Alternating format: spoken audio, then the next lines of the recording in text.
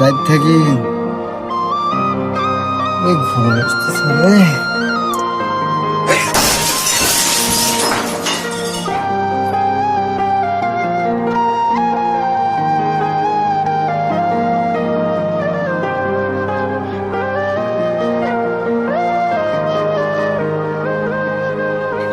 আসারে একটা ফোন দেই। আসসালামু আলাইকুম চাচা।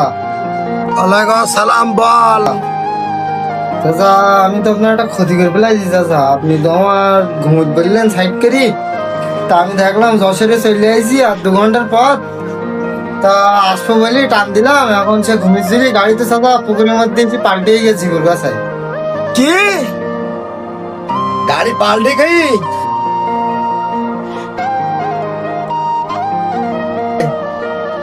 তোর যে আমি বারবার করে বললাম যে তুই গাড়ি লোড করি দরকার এসে একটা পাম্প টাম দেখি নিরাপদ জায়গা দেখি তুই ঘুমা, তা তোর আসছি বন্ধু কিনা?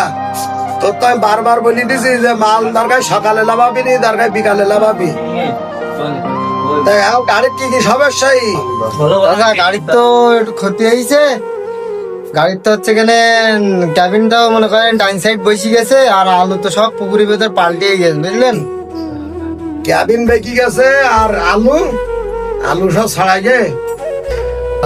আরে হ্যাঁ চাচা আপনারা একটু আসেন এই জায়গায়, এই জায়গার লোকজন তো ঝামেলা করতেছে, আপনাদের একটু আসতে হবে,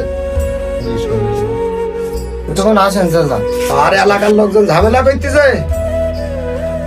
উফ, তোর আমি বারবার বললাম এখন আমার আবার জিগুর গাছায় ছিটিয়েবে একটা হইল।